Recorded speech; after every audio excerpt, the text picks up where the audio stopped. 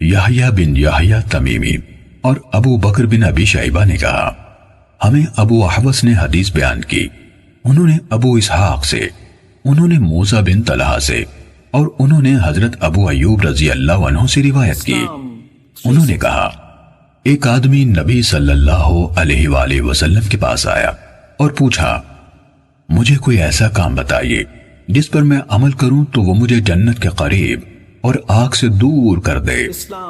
آپ صلی اللہ علیہ وسلم نے فرمایا یہ کہ تو اللہ کی بندگی کرے، اس کے ساتھ کسی کو شریک نہ ٹھہرائے، نماز کی پابندی کرے، زکوٰۃ ادا کرے اور اپنے رشتہ داروں سے صلہ رحمی کرے۔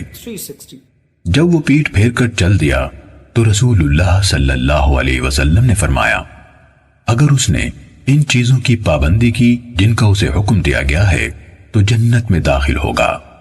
ابن ابی شیبہ کی روایت میں ہے اگر اس نے اس کی پابندی کی تو جنت میں داخل ہوگا۔